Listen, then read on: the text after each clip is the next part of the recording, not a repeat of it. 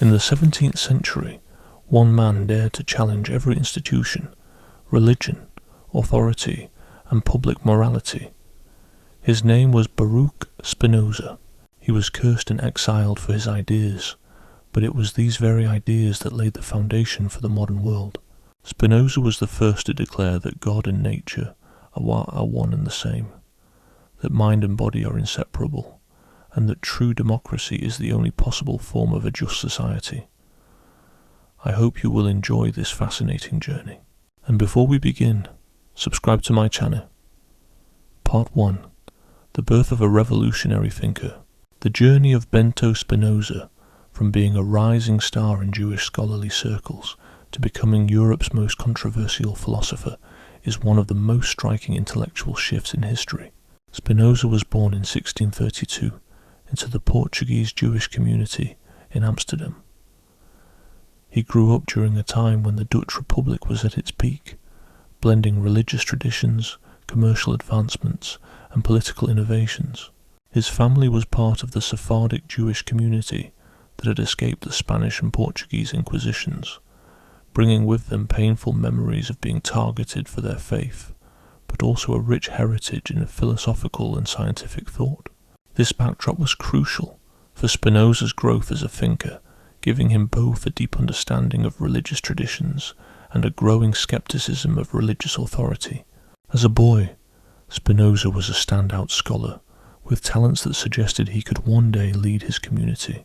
He was one of the top students at the congregation's Talmud Torah school, mastering subjects like Hebrew, Latin, and the intricate study methods of the Talmud, which were key to Jewish education. His educators likely saw him as a future guardian of the religious traditions that had been the bedrock for Jewish communities throughout their many years of struggle and wanderings. But Spinoza's curiosity led him beyond Jewish teachings to the new philosophical and scientific currents sweeping through Europe. He delved into the works of Descartes, Hobbes, and the new mechanists who were replacing old Aristotelian ideas with mathematical logic and material explanations. He also explored the thinking of Renaissance humanists, who scrutinized biblical texts with the same critical eye used for classical writings. This broader exploration naturally clashed with established religious beliefs. New science pointed to explaining nature through universal laws that didn't rely on divine acts or supernatural causes. New philosophy posed deep questions about basics like substance and free will that seemed to challenge traditional theology. Perhaps most unsettling, newer approaches to scripture suggested the Hebrew Bible might have been crafted and reworked by human hands over time, instead of being a direct transmission from God. For someone trained in logical thought and committed to truth, these revelations set up an unavoidable conflict between rational thought and religious doctrine. The breaking point arrived for Spinoza when he was 23. On July 27, 1656, the Jewish community of Amsterdam issued the harshest excommunication ever recorded against him. The decree was exceedingly harsh, invoking every curse in the Torah and commanding that no one should communicate with him, trade with him, read anything he wrote, or even come near him. Although the charges weren't detailed, the ban alluded to grave offences and heresies that mirrored ideas Spinoza would later articulate in his works. He was likely already starting to voice the thoughts that would become his legacy, denying the soul's immortality, rejecting a personal God and questioning the divine roots and ongoing relevance of Jewish law. Instead of seeking to reconcile with the community or soften his views, Spinoza seemed to embrace his expulsion as a chance to freely follow where his reasoning led him. The excommunication lifted the duty to align his beliefs with his community's standards, allowing him to chase his philosophical pursuits without restraint.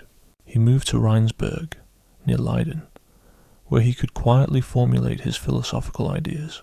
To fund himself, he became skilled in lens grinding, earning a modest living and getting hands-on experience with optics, an essential component in the evolving fields of astronomy and physics.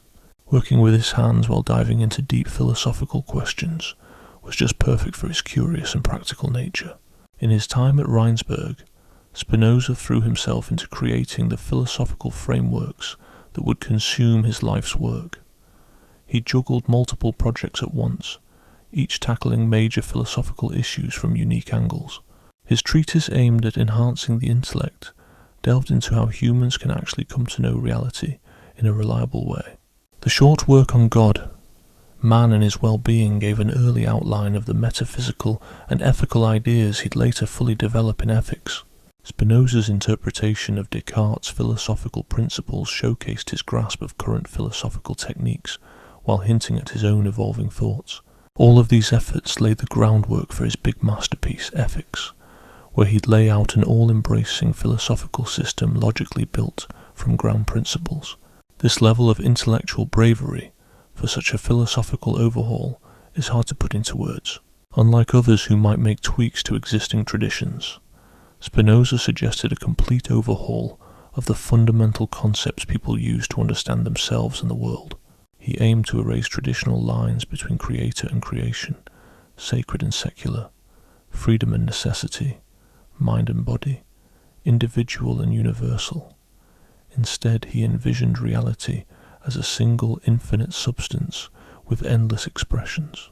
This new view could untangle the philosophical knots of the past and offer a practical roadmap for human well-being by cultivating reason and turning negative emotions into positive ones. But this radical thinking came with a heavy price. Spinoza lived mostly apart from his family and old circles, finding intellectual company mainly through letters with a few like-minded peers. Controversy meant his works had to surface anonymously or after his death. He turned down academic roles, valuing his independence and knowing his ideas would clash with the authorities. When he passed away in 1657 at just 44, likely due to lung issues from his lens-making trade, his philosophical inheritance kept challenging and inspiring minds long after. His friends swiftly moved to publish all his writings, while shielding themselves from charges of heresy and rebellion. Part 2. The Revolutionary Metaphysics. Spinoza presents a groundbreaking philosophical concept during his time away from the Jewish community in Amsterdam. At the heart of his philosophy lies a profound idea that reshaped Western thought. Reality is built on a single foundation, which he names substance monism. This daring assertion, which equates the traditional notion of God with nature itself, challenged the established belief that reality was composed of various distinct substances, including both divine and created ones. Spinoza's vision, which both awed and unsettled, replaced this conventional wisdom with a strikingly straightforward concept. To defend the idea of substance monism, Spinoza crafted a logical argument that picked apart the contradictions found in any metaphysical systems that advocated for multiple substances. He starts off with the definition of substance as something that exists independently and can be understood on its own terms, implying that a true substance requires no other entity for its existence or understanding. From this it follows that different substances cannot share the same core attributes, because if they did, they wouldn't truly be separate substances. Since substances would have to be distinct, they couldn't interact, because interactions require some shared essence. This leads to an untenable scenario where substances are isolated with no way to account for the obvious connections in nature. The only feasible solution is to accept that there is only one substance with endless traits, manifesting in countless forms. This single entity is what religious traditions refer to as God, but philosophical reasoning shows it to be indistinguishable from what science calls nature. This concept, famously summed up as Deus sive natura, or God or nature, isn't just about swapping terminology.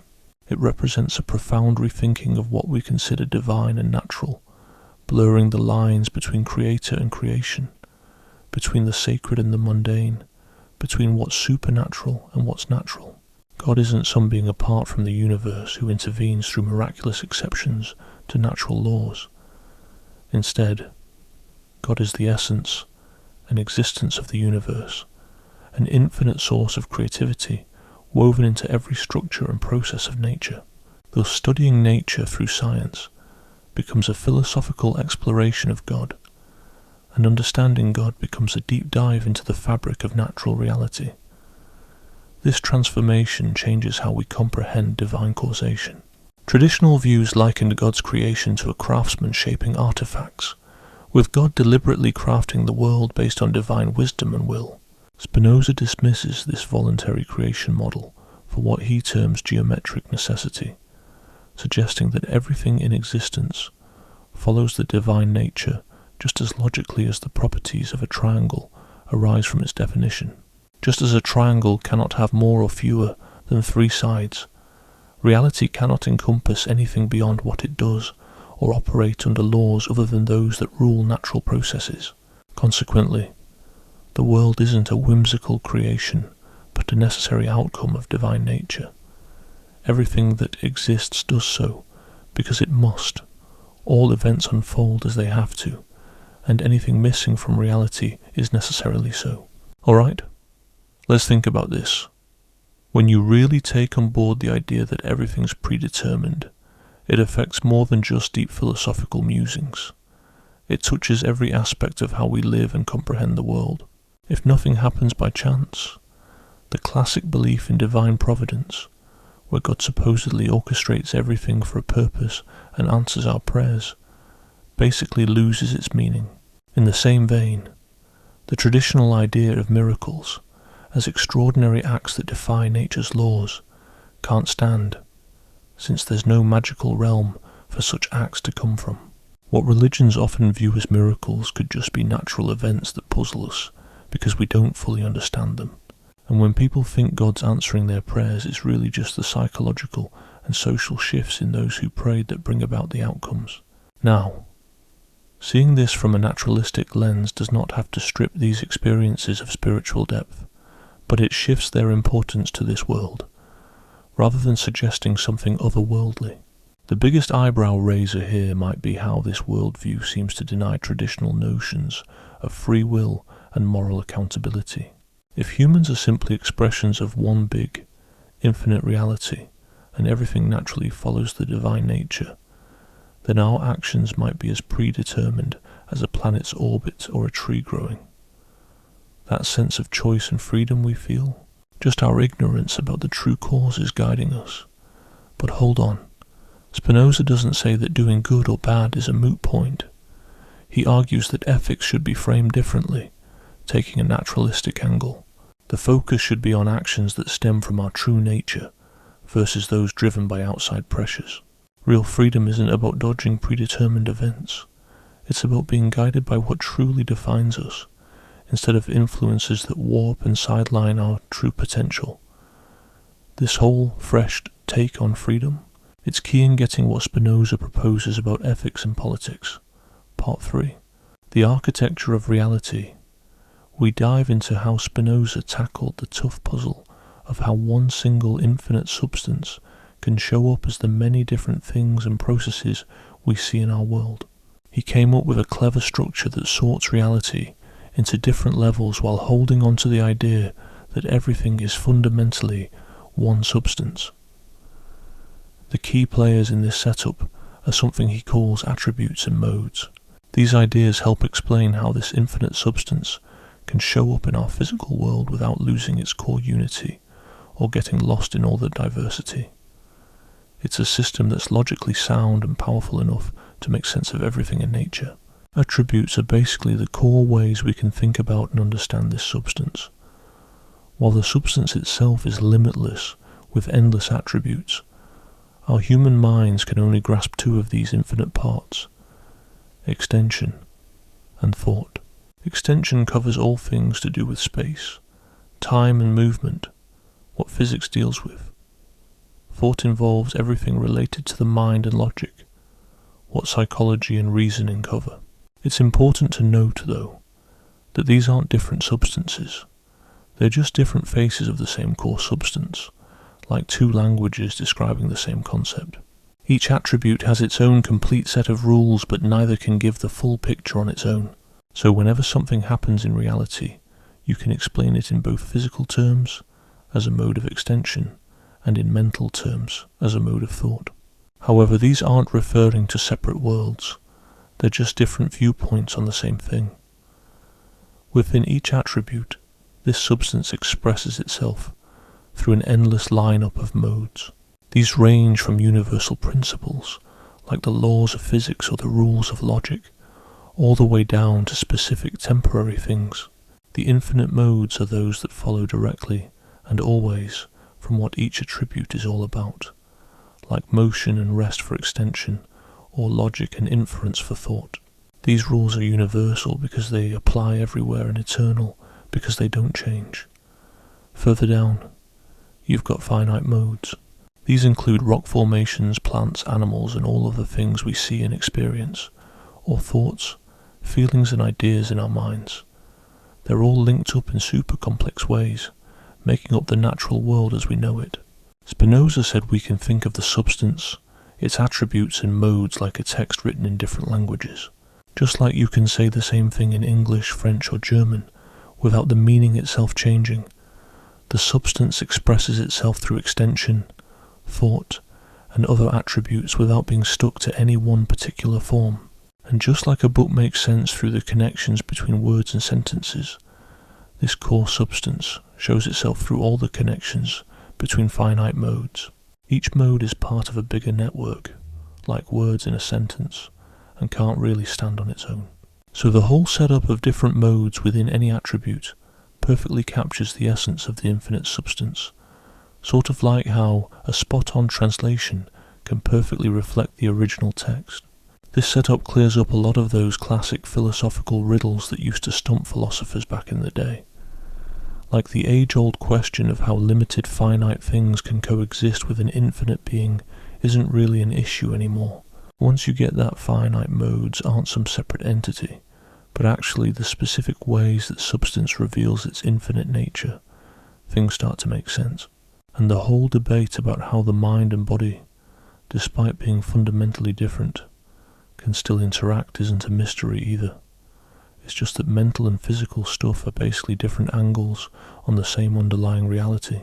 The issue of how universal laws can apply to specific events without wiping out their uniqueness is resolved when we see that those laws are the infinite ways substance shows itself through finite expressions, which make up all the unique things and happenings. Basically, Spinoza shows how all these apparent clashes come from wrongly splitting up parts of reality that are actually just aspects of a bigger, unified whole. But this tidy metaphysical setup also throws up fresh questions that thinkers wrestling with Spinoza's ideas still find tricky. For instance, if attributes are just different ways we think about substance, does that mean these differences only exist in our minds and not in reality, hinting that Spinoza's take might be more about ideas than actual reality? Or, if these attributes are reality's different facets, does that imply substance isn't truly one, but somehow multiple, which would clash with the idea that substance is one entity? And then there's the question of if finite modes are true expressions of infinite substance. How come they're actually finite and temporary, instead of sharing substance's infinite and eternal nature? If these finite modes are just appearances of infinite substance, how can they have the cause and effect power that Spinoza says they do throughout his system? These questions scratch at the core of Spinoza's metaphysics, showing just how tough it is to clearly think through the links between infinite and finite, timeless and within time necessary and chance events. Part 4. The connection between mind and body, tackling Descartes' dilemma. Back in the 1600s, philosophers were scratching their heads over how the mind and body, consciousness and matter, thought and physical form could possibly relate to each other. Descartes came up with the idea that the mind and body were two completely different types of things, one that thinks but doesn't have any physical form, and the other that has form but doesn't think. This way of thinking acknowledged the obvious differences between mental and physical stuff and kept in line with the Christian belief that the soul could live on separately from the body. But it made it really tough to explain how these two could interact. How would a non-physical mind make a physical body move, or how could a body create thoughts and feelings? Then Spinoza came along and shook things up. He offered a way to completely solve this riddle by rethinking the connection between the mental and the physical. His big idea was that the mind and body aren't two separate substances that just happen to interact, but two different ways of viewing the same reality. Everything that exists has a physical side and a mental side, and they aren't separate, but just different aspects of one reality. Like how describing a circle can involve talking about its shape, or how it's made by spinning a line around a point. They're just different viewpoints of the same thing. So for Spinoza, mind and body aren't stuck together in some mysterious metaphysical way. They're simply interconnected, because that's how reality is at its core. This way of thinking wipes out the old mind-body problem, which only exists if you believe mind and body are truly separate. Once you realize they're the same substance seen differently, asking how they interact doesn't make sense anymore, similar to asking how a circle's shape interacts with the math that describes it. Mind and body don't interact because they're not independent things. There's just a natural parallel between events in the mind and events in the body. When something happens to the body, something changes in the mind. Not because one causes the other, but because they're reflections of the same thing seen in two ways. Spinoza summed this up by saying the sequence of ideas is like the sequence of things. It's like when a physical event causes another. The first idea leads to the second idea in a perfectly mirrored connection. This isn't magic, but the reality of how thought and extension, different aspects of the same substance, work together. The whole puzzle about the mind and body working together starts to make sense. The real issue isn't about linking two different chains of events that must somehow sync up. It's all about understanding that there's just one set of changes being explained in two different ways. This perspective shifts how we see human nature and how we gain knowledge. Our minds are essentially reflections of our bodies, so the mind's abilities mirror the body's capabilities. A more intricate and well put together body means a more capable and complex mind. On the flip side, if something's amiss in the body, the mind faces boundaries or distortions. This shows that nurturing the mind and body isn't about doing two separate things, but rather both are parts of developing our true selves within the vastness of existence. Activities that enhance the body's ability to do complex and harmonious things also boost the mind's ability to think clearly and logically. Conversely, activities that hamper physical abilities also affect mental capacities negatively.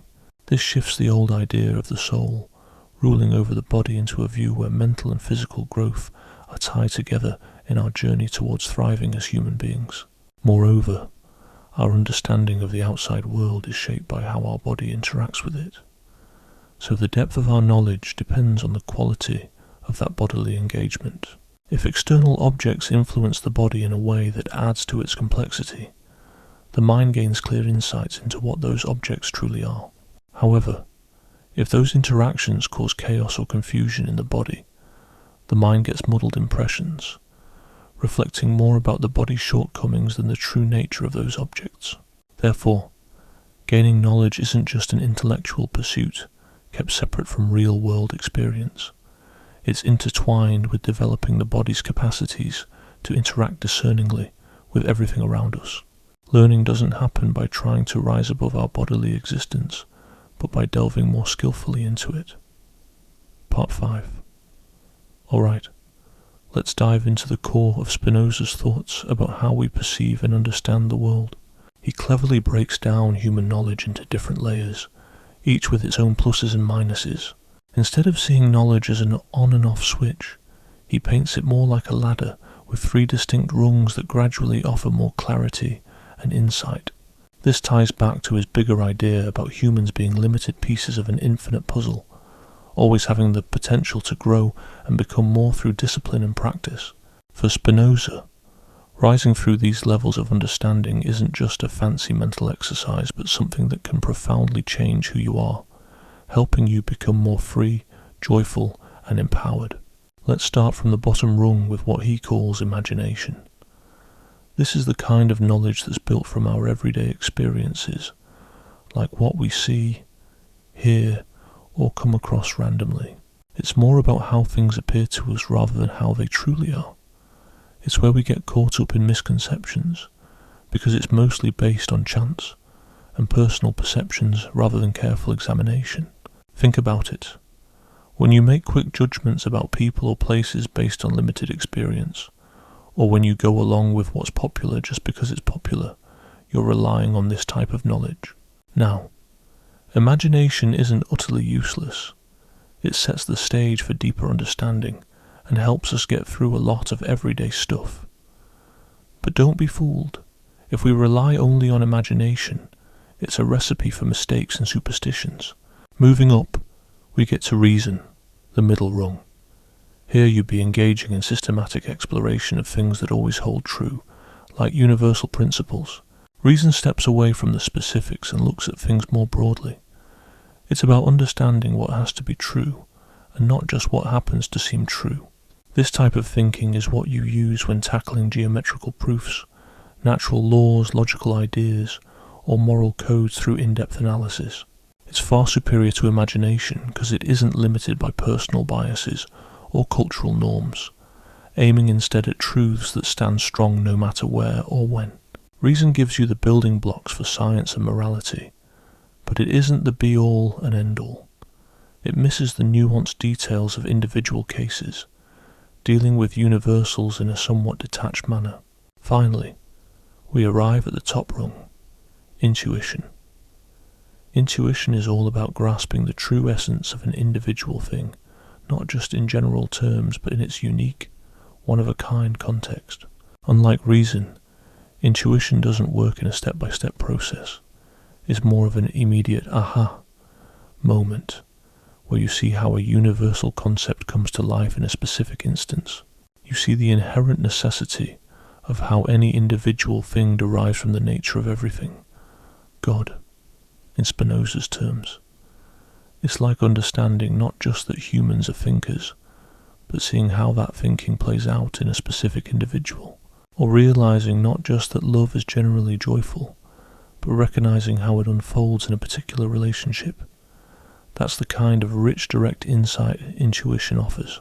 This kind of understanding blends the vividness of imagination with the logical depth of reason, offering both a universal truth and specific significance.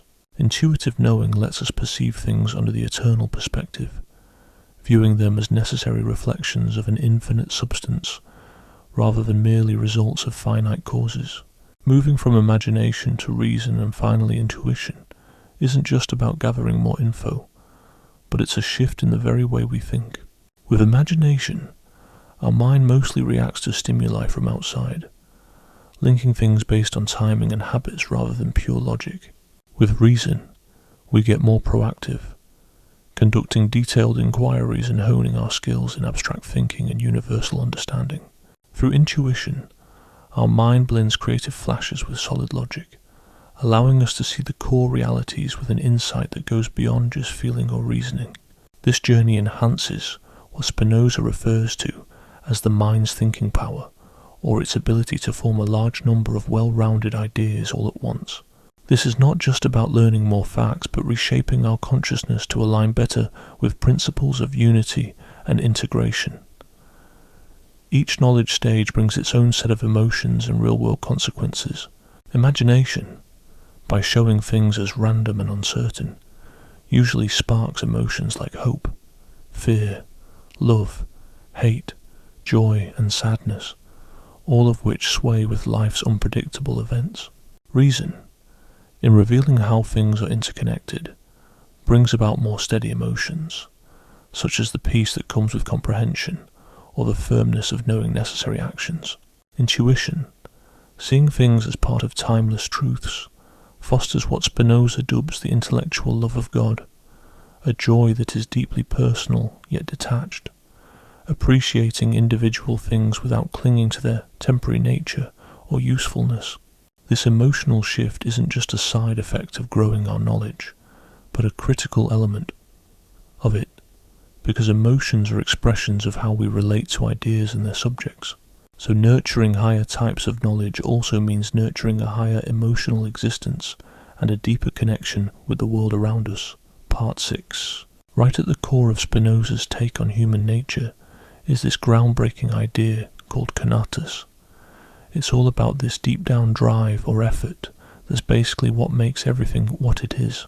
But don't think of it as just a mental thing about why people do what they do, or some biological insight about how all living things act. It's really about this big picture rule that covers everything from little particles to living creatures and even our most advanced social setups. Getting your head around conatus helps link Spinoza's big ideas about the universe with his practical thoughts on how people should live and get along. So the conatus principle says everything, simply because it exists, tries to stick around and keep being what it is. This drive isn't something extra, it's what makes something what it is. Like a stone's conatus is its tendency to stay a stone and not break up into bits. A plant's conatus is all about growing, making more plants, and handling changes in its environment to keep being plant-like. For humans, conatus is about trying to learn, love, create, and connect in ways unique to our human nature. But here's the kicker. Conatus isn't about things aiming for some preset goal or purpose. Spinoza ditched the idea of things having ultimate goals, opting instead for causes that make stuff happen in the here and now. So nothing is heading toward an end goal. Instead, its current nature makes certain things happen. Each thing's conatus is just what it is in those current conditions, interacting with everything else around it. There's no grand plan behind it all, nor is it just random. It's more about how the limitless universe expresses itself through each specific thing in its own situation. To really understand conatus, you need to grasp the broad rules that apply to everything, but also what makes different things unique. With humans, conatus shows up in the intricate dance of thinking, feeling, and doing, all unique to us. At its core, our conatus looks like basic survival instincts we have in common with other life forms, staying alive, making more of us, adapting to change. But because we're wired for deep thinking, symbolic communication, and working together, our conatus is about looking for fulfillment in ways that are uniquely human, beyond just raw survival. Sure, meeting our basic needs is vital for thriving, but that's not all there is, because our drive pushes us toward activities and connections that go beyond the basics. When this human conatus is fueled by solid understanding and positive emotions, it leads to lives enriched by personal growth and community building. We're all on this journey to better understand who we are and the world we're living in. The aim isn't just to get creative or become more effective in what we do, but also to build relationships that are based on mutual respect and shared goals, rather than power struggles or exploitation.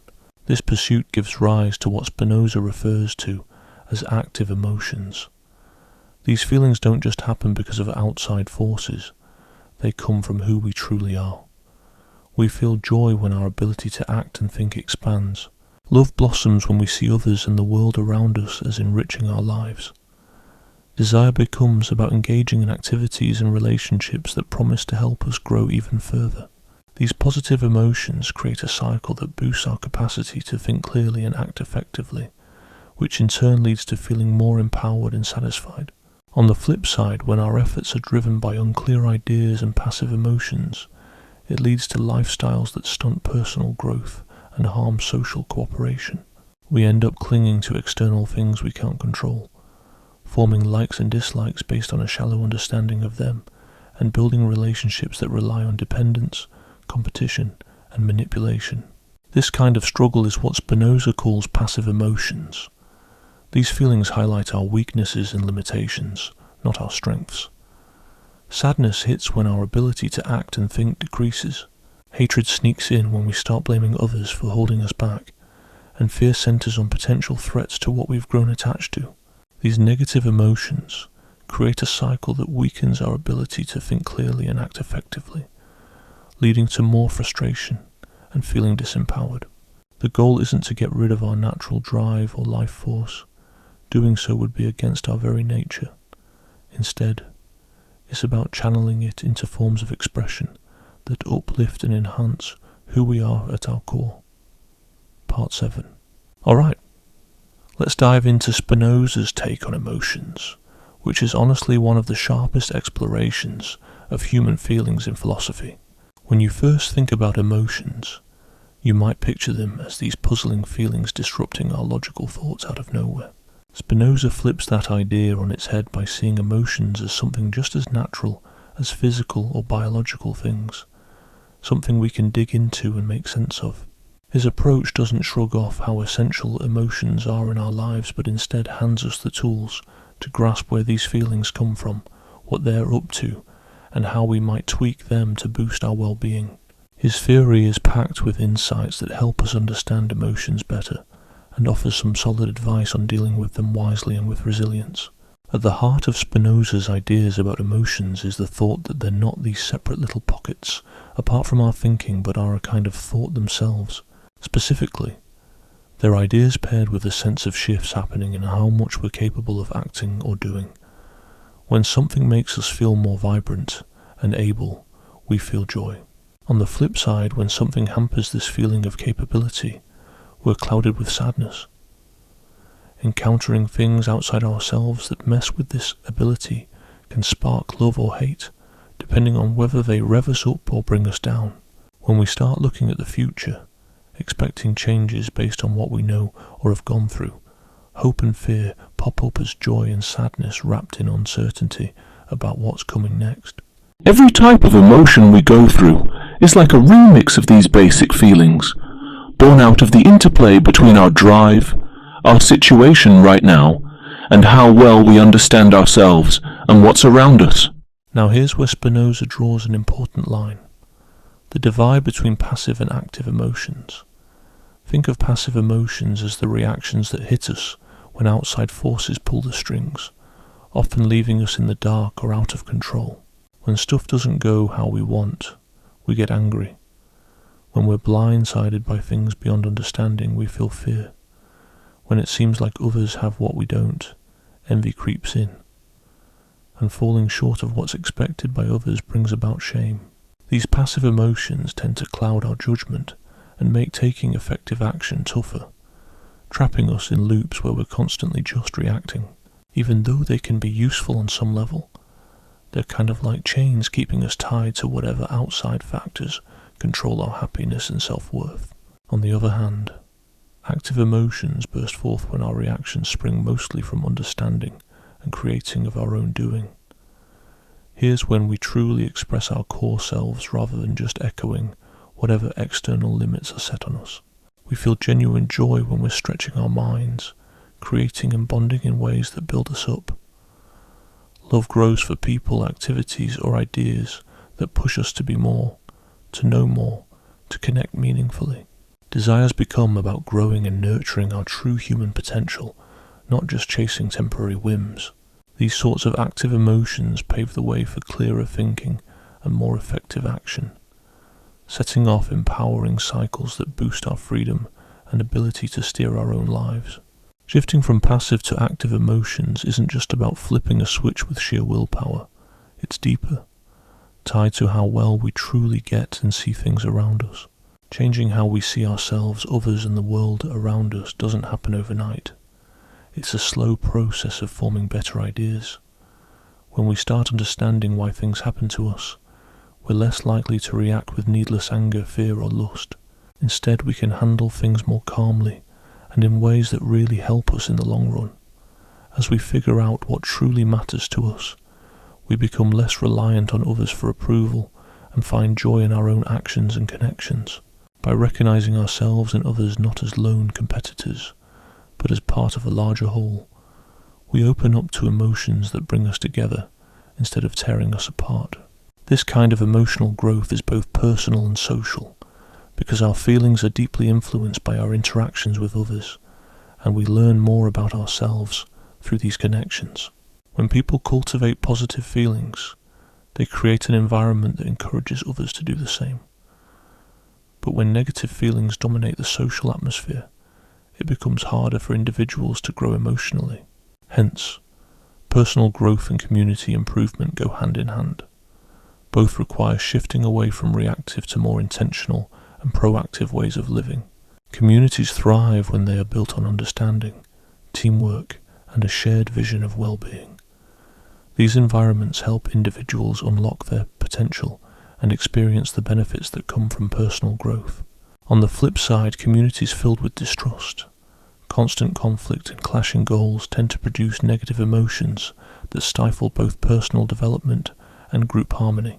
So the journey to becoming emotionally wise involves actively working to build social conditions that nurture, rather than inhibit, our abilities for rational thinking and creativity. Part 8. Imagine diving into Spinoza's philosophy, where one of the trickiest and maybe unsettling ideas is his unwavering belief in determinism.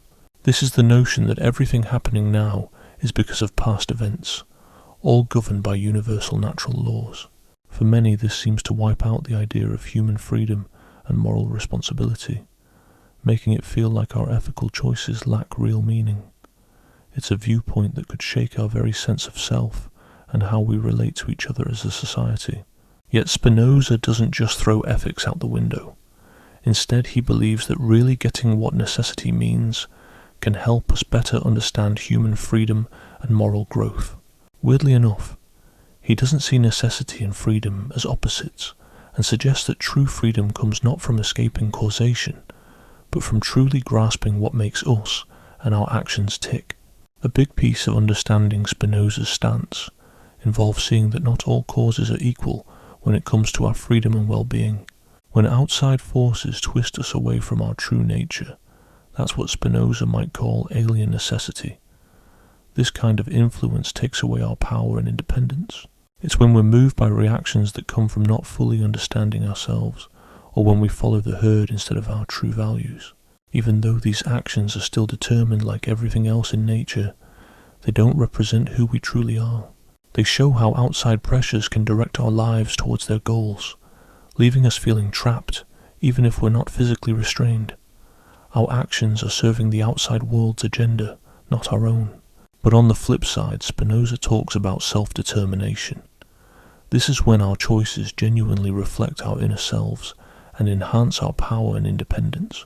It happens when we act with clear understanding, aiming for goals that align with what truly benefits us, or build relationships that recognize everyone's humanity, rather than overpowering or depending on others.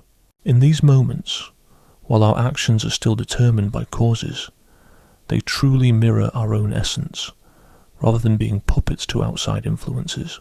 Here, freedom comes not from escaping natural laws, but from the idea that internal causes, rather than external pulls, fuel our actions.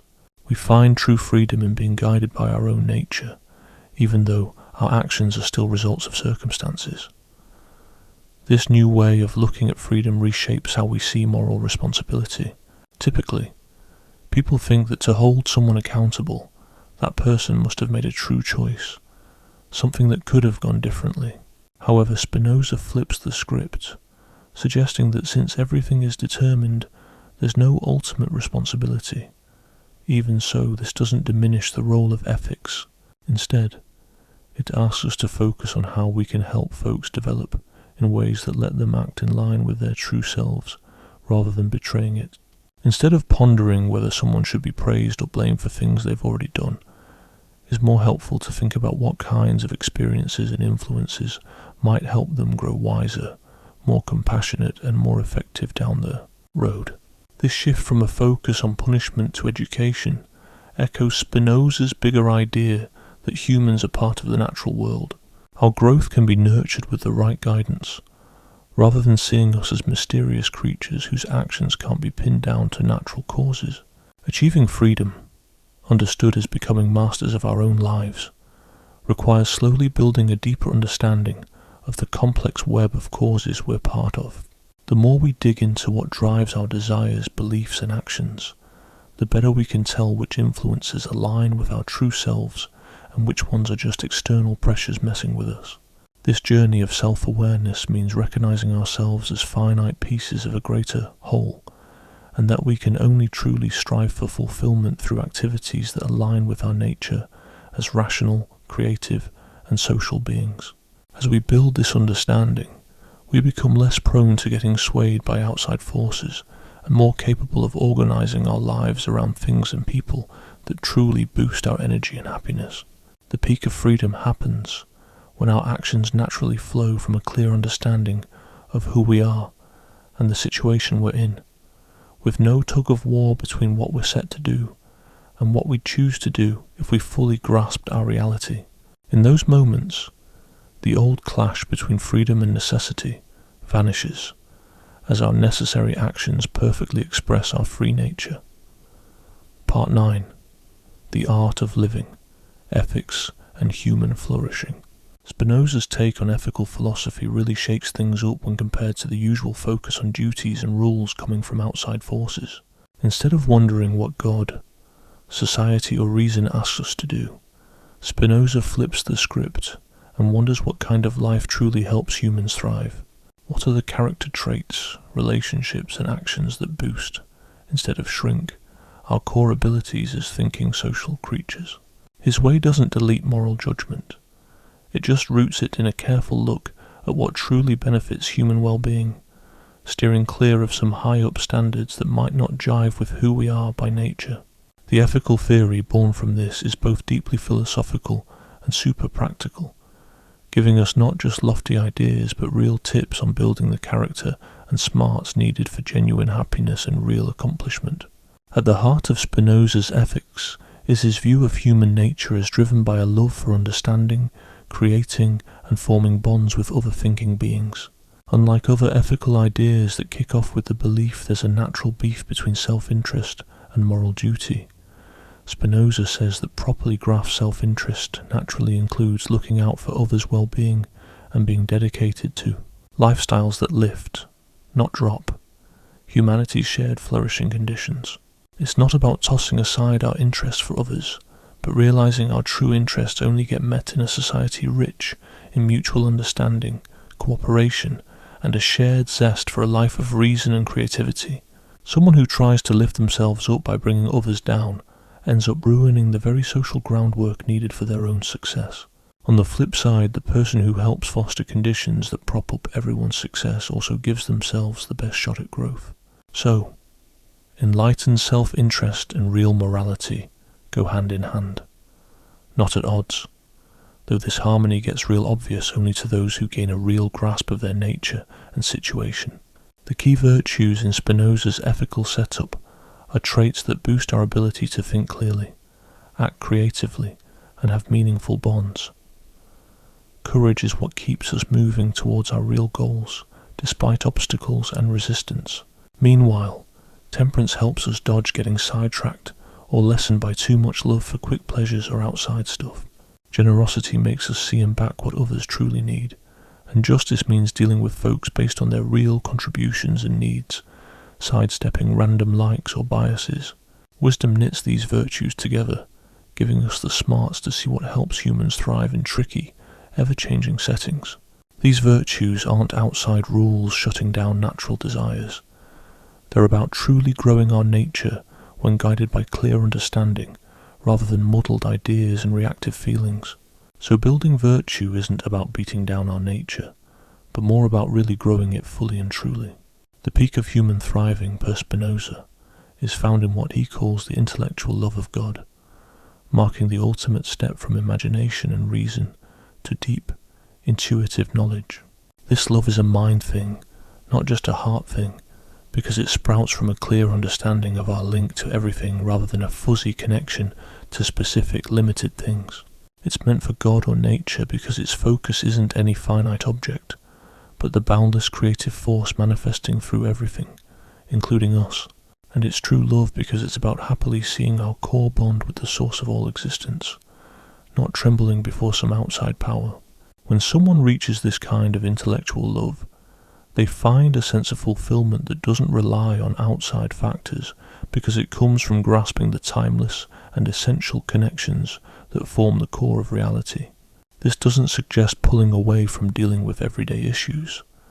Instead, it involves diving into these issues but doing so with an understanding of the timeless importance intertwined with these everyday activities and relationships. Spinoza's vision for ethics stretches well beyond just shaping one's character. It also touches on how we organize society and govern ourselves. Human well-being hinges on working together socially, which in turn relies on a shared dedication to living rational and creative lives. This means that ethical growth isn't just a personal journey, but also a societal one, pushing us to build systems and habits that uphold these collective goals. Therefore, anyone looking to live ethically cannot ignore matters like education, how wealth is spread, political involvement or cultural growth, as these all shape the environment where individuals try to realize their fullest potential. Growing personal virtues and advocating for social fairness aren't at odds. They are actually linked efforts, both essential for creating an environment where people can thrive according to their natural capacities. Spinoza's idea of ethics portrays a future where personal evolution and societal advancements are intertwined, each boosting the other in a continuous loop of increasing empowerment and understanding. Chapter 10. Spinoza's Political Vision, Democracy and Human Freedom. Spinoza's take on politics comes straight from how he sees human nature. He's one of the early thinkers who really stood up for democratic rule and free thought. Unlike others who start with big ideas about natural rights or what people agree to socially, Spinoza looks closely at what kinds of systems help people think rationally, be creative, and work well with others.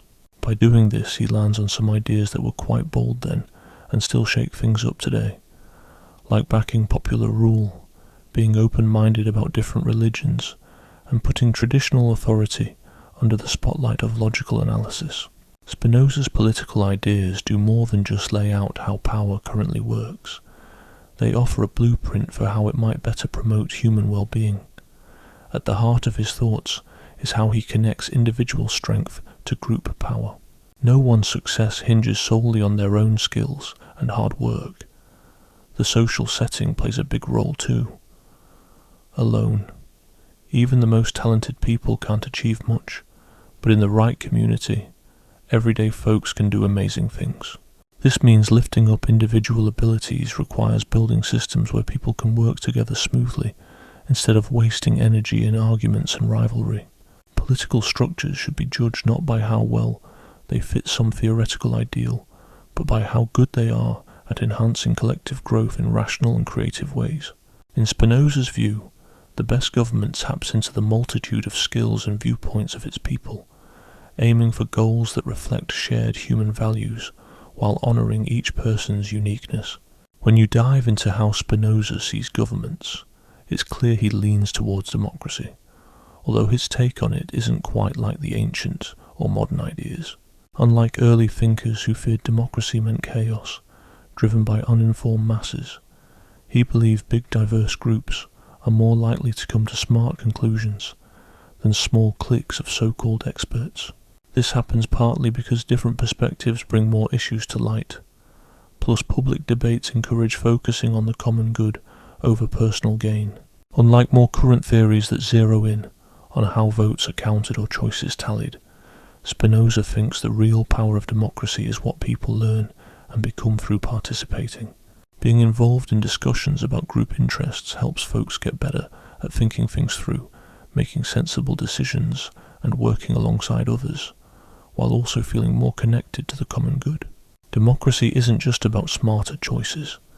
It's about crafting citizens who contribute positively to society.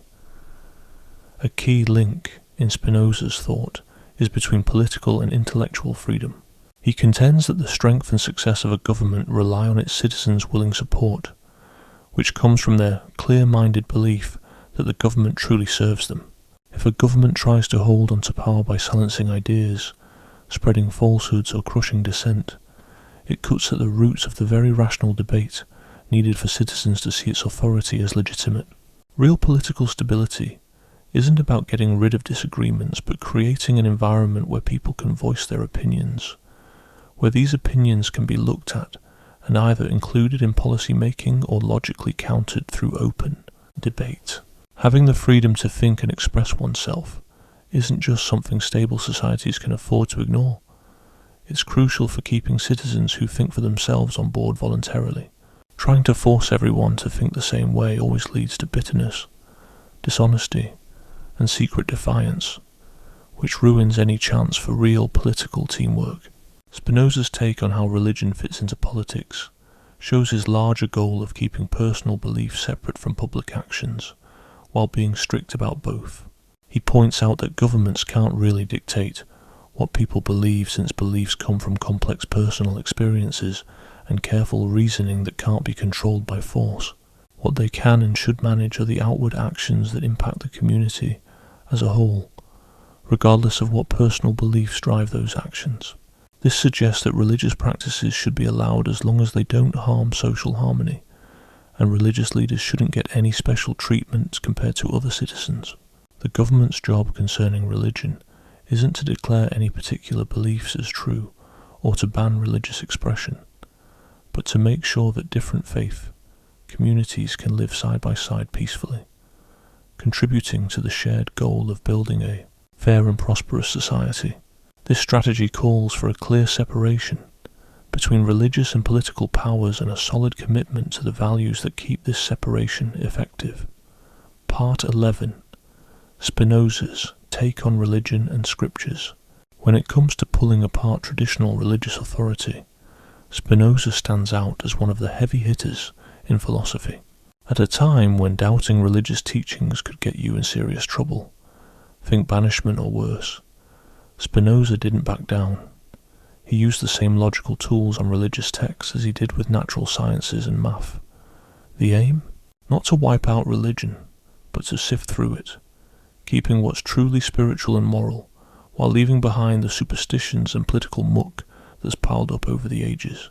His work boils religion down to something fundamentally human, something you can study with history and psychology, without needing to blindly follow old mystical beliefs. Spinoza's deep dive into the Bible tore away the idea that it's straight from some divine source.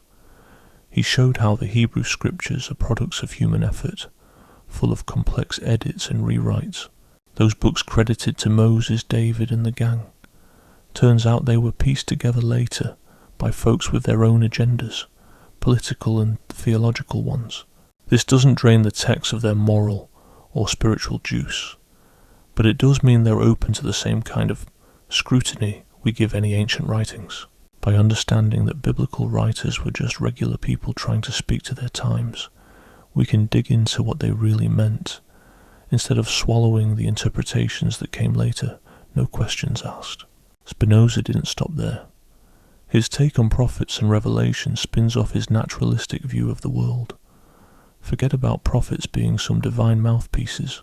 In his eyes, they were people with vivid imaginations and strong emotions, painting pictures of justice and human responsibility with their words.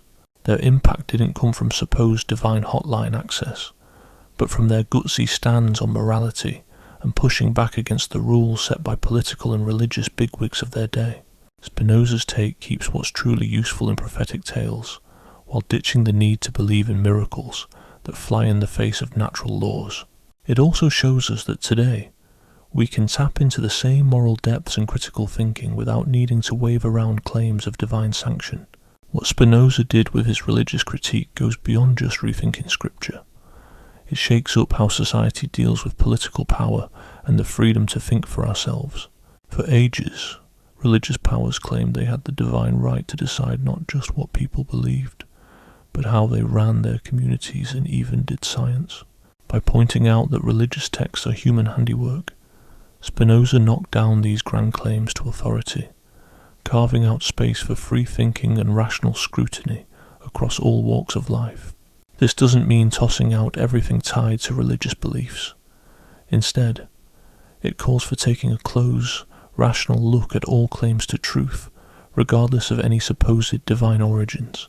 This way of thinking champions intellectual freedom, where no authority, be it religious or political, gets a free pass from being questioned or demands blind faith without clear evidence and logic. This mindset greatly impacts education, science, art, and politics, since all these fields thrive on the ability to challenge old ideas and consider new ones. Spinoza's take on the moral and spiritual sides of religion is more constructive compared to his criticism of its supernatural aspects. He suggests that, hidden beneath the complex theology and strict religious rules, are valuable lessons about humanity, moral duty, and true happiness. The core message found in biblical teachings, when understood correctly, isn't a bunch of metaphysical ideas about God or the afterlife. It's a straightforward moral lesson emphasizing justice and kindness in how we treat each other. This ethical essence can be separated from its supernatural trappings and appreciated for its inherent wisdom, without needing faith in miracles, divine orders, or promises of otherworldly rewards or punishments. At its best, religion channels human potential for love, generosity, and commitment to the greater good. Conversely, at its worst, it can breed superstition, intolerance, and political games. The goal is to embrace and nurture the positive aspects of religious experiences, while weeding out the harmful parts through rational critique and a strong understanding of history. Part 12. Miracles, Prophecy, and How Nature Works. One of the trickiest parts of Spinoza's philosophy is how he tosses out supernatural events from both natural and human histories. Back in his day, people thought miracles, prophecies, and divine acts were crucial for religious belief and societal stability. But Spinoza believed these acts were just natural events that we hadn't figured out yet, or they were stories made up to manipulate emotions and politics. This put him at odds not just with religious leaders, but also with many scientists and philosophers who tried to mesh their belief in natural laws with belief in the divine scripts. But Spinoza wasn't dissing religion. Instead, he was just super consistent when applying his naturalistic perspective to everything human, including stuff often left to religion to explain. Spinoza's dismissal of miracles stems from his take on natural laws, which he sees as representing God, or nature's unchangeable essence. If these laws show how infinite reality must express itself, breaking them would mean God is acting against God's own nature, which makes no sense. A miracle, if thought of as a supernatural event that messes with natural order, wouldn't show off divine power. Instead, it'd contradict what divinity means. A God who does miracles would be less than infinite, bound by whims and not the timeless spirit, whose nature emerges in the regular patterns of the universe. True divine power isn't seen in breaking the rules of nature, but in the breathtaking complexity and unity in how the universe forever unfolds. Understanding God means seeing the infinite power and intelligence as part of natural laws, not against them. The more we unravel natural phenomena through science, the clearer this becomes. To approach events that seem beyond nature's laws, we need refined techniques to tell real causes from fictional explanations. When ancient writings talk about events defying nature's laws, Spinoza thinks we should search for nature-based explanations that cover what happened and why people perceive them as supernatural. Things like eclipses, earthquakes, plagues, or military wins were often pegged as divine acts, especially during crises when folks were open to supernatural answers. Attributing these to divine forces didn't mean they were truly miracles, but more about the lack of scientific knowledge back then and people's need to find comfort and understanding in mystery. Today we can often pinpoint what caused these events and grasp why past generations found them otherworldly. This method honors the moral and spiritual truths ancient people caught in their stories, while also allowing us to critique and understand them rationally. Spinoza's take on prophets follows similar lines. He sees their visions as natural psychological events, mixing deep moral awareness and vivid imagination, not divine whispers. Hebrew prophets, for example, had remarkable skills in seeing wrongdoing, dreaming of better futures and speaking with powerful symbols that stirred their societies to change. Their authority didn't come from having a direct line to divine secrets, but from being brave enough to tell political and religious leaders the hard truths about how society's ideals compare to reality. The prophetic way of thinking marks an important leap in our moral awareness, showing how people can go beyond the usual beliefs of their time and dream up ideas of justice that challenge the existing balance of power and privilege. Seeing prophecy as a natural part of being human, rather than a magical gift, allows people today to develop their own sense of moral understanding and social critique without needing to claim divine backing for their views. The essence of prophecy isn't in claiming supernatural insights, but in the human effort to build fairer and more caring communities.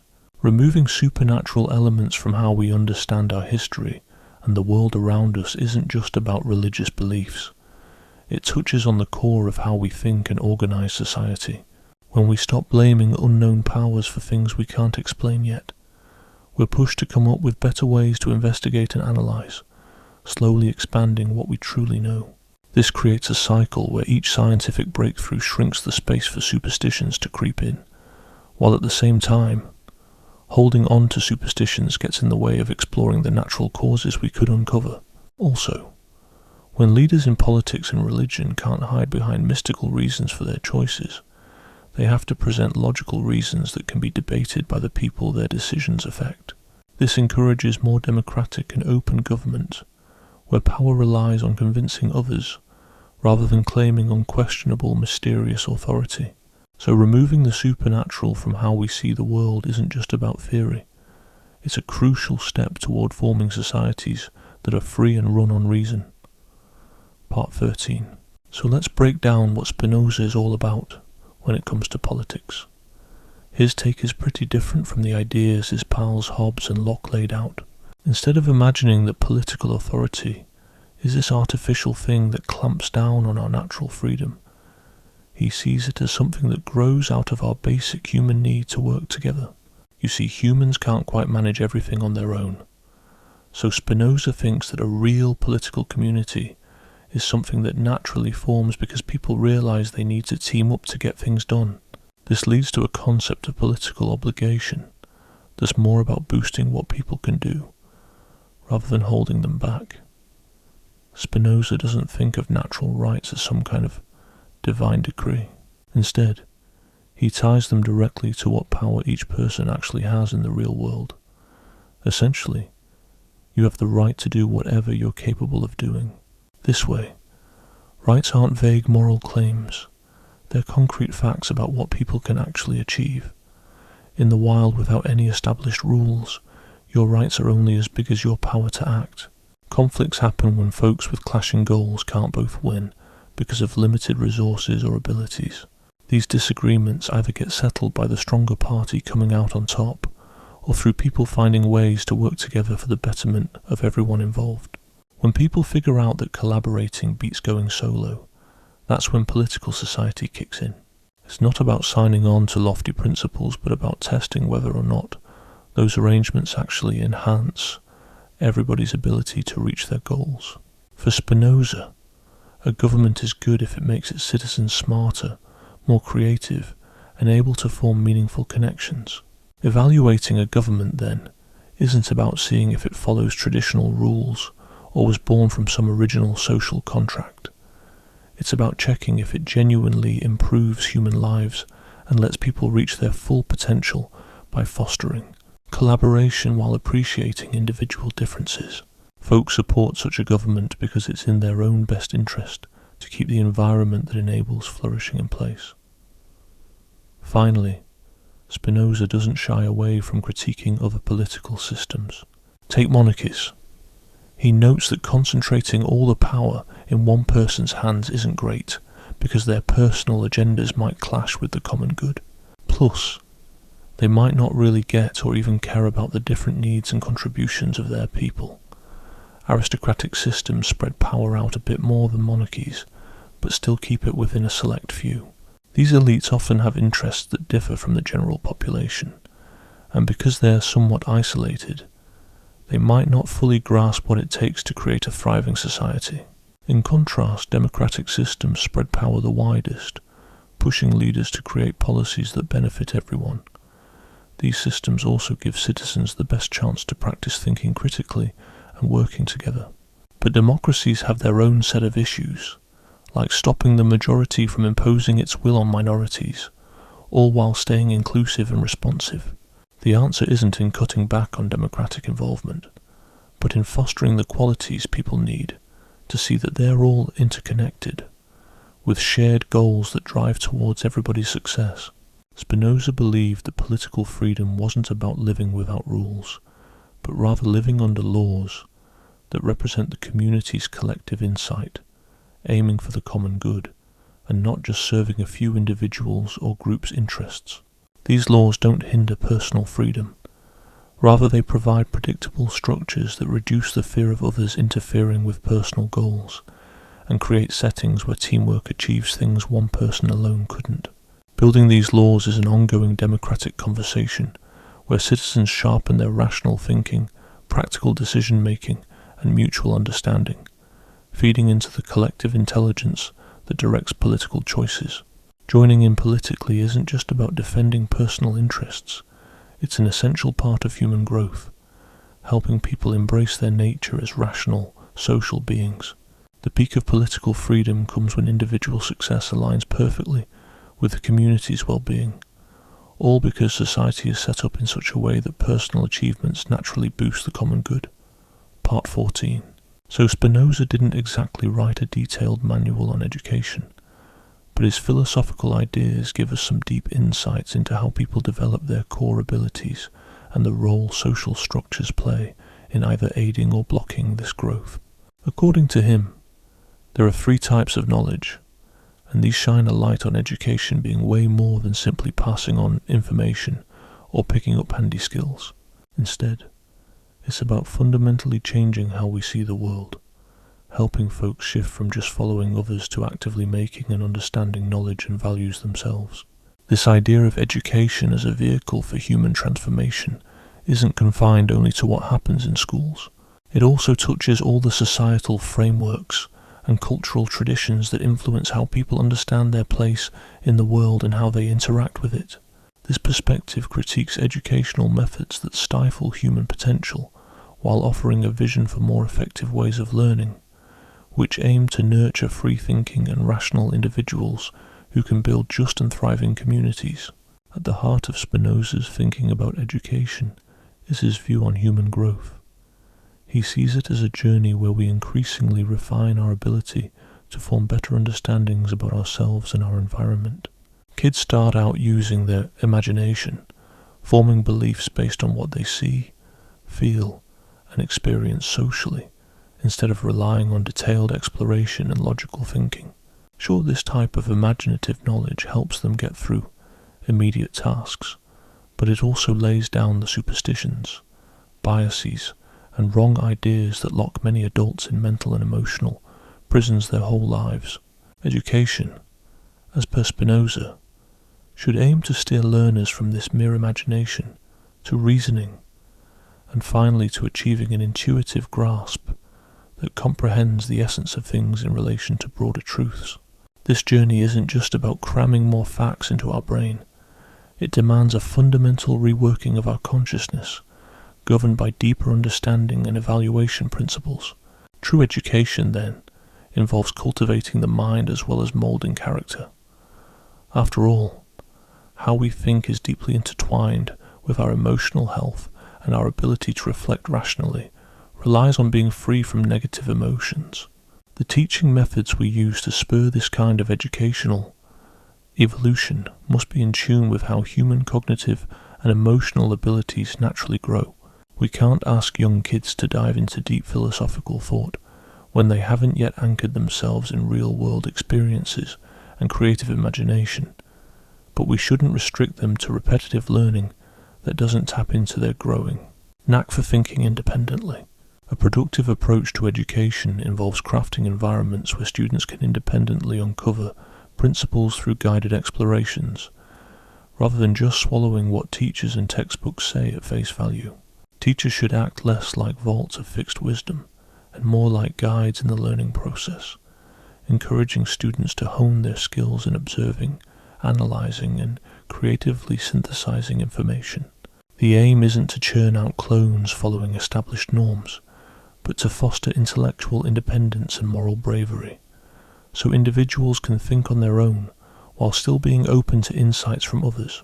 This type of education means teaching students to critically assess inherited beliefs and traditional authorities, including their own teachers and the educational systems they're part of.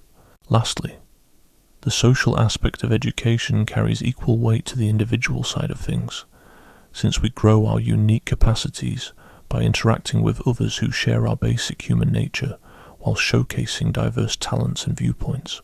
Learning communities really thrive when they gather folks from various backgrounds who bring different perspectives to the table. Everyone gets a chance to chip in and push each other to dig deeper into their beliefs and grow their knowledge.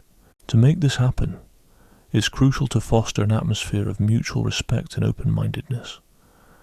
People ought to feel comfortable sharing their thoughts and expressing doubts without the worry of being mocked or punished. It's also about honing the skills needed for healthy debates and team efforts. This way, a group can reach insights that go beyond what any one person could figure out on their own. These social and intellectual skills aren't just about learning for learning's sake. They have a big role in the political arena, especially since democratic societies thrive on citizens who can hash out shared issues and still respect differing views. So, education for personal growth and education for active citizenship aren't in competition. Instead, they complement and boost each other, aiding personal and social change. Yet the larger environment where formal schooling happens greatly impacts its ability to foster real human growth. Schools situated in places marked by wealth gaps, political repression, and cultural bias end up mirroring these issues, despite teachers and admins having the best intentions. Kids who grow up in settings with limited chances for meaningful jobs, creative freedom, or community involvement likely won't reach their full potential, no matter how good their schools are. On the flip side, places that offer ample economic, political, and cultural opportunities provide a backdrop where schools can better nurture individuals' freedom and rationality. Hence, improving education and society go hand in hand, needing to be tackled together for genuine success. The big aim is to establish societal conditions where everyone can tap into resources and opportunities, unlocking their potential for understanding, creativity, and collaboration. In essence, making education not just for the privileged few, but a fundamental right for everyone. Part 15. Dealing with evil and suffering. One of the trickiest issues any philosophy or belief system faces is explaining why there's evil and suffering in the world. Religions often say that it's because people use their free will poorly, or that it's part of some divine plan we just can't understand. On the other hand, non-religious viewpoints might just shrug and say that evil and suffering are just parts of life that don't need any deep explanation. Spinoza, however, offers a different take. He doesn't ignore the pain humans feel, nor does he bring in supernatural reasons. Instead, he looks at how conflicts and a lack of understanding among people create what we see as evil and suffering, and how by being wiser we can lessen this pain. For Spinoza, there's no such thing as pure evil in itself. Instead, he sees it in relation to how something doesn't help people thrive or actually harms their growth, much the same way he views good. Problems arise when different beings are each striving for survival and growth without considering how this affects others, like when animals hunt or people act selfishly. Instead of just calling these actions outright evil, Spinoza suggests we need to understand them better. By doing so, we can figure out how to reduce unnecessary conflicts and encourage cooperation, which requires both personal growth and societal structures that promote the common good. To Spinoza, human suffering comes mainly from wanting things we can't have or control, like wealth or others' approval, which makes us prone to sadness and frustration. We feel lost without understanding why things happen, leading to emotions like anger and fear, which weaken us. To suffer less, we need to understand ourselves and our surroundings better, wish for things within our reach, and find fulfillment within ourselves, without totally disconnecting from the world.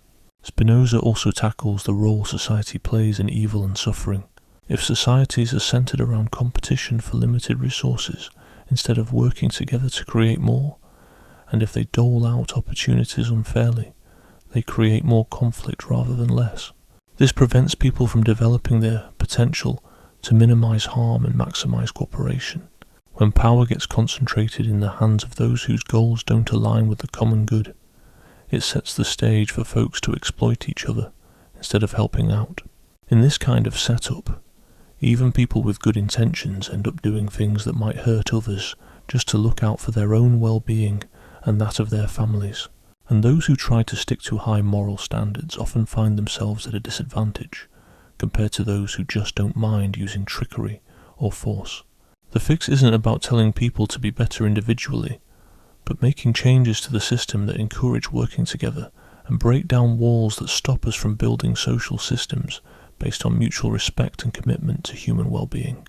We can actually make these changes because they benefit everyone involved, but we need to operate as a group backed by a clear understanding of how society and human psychology tick.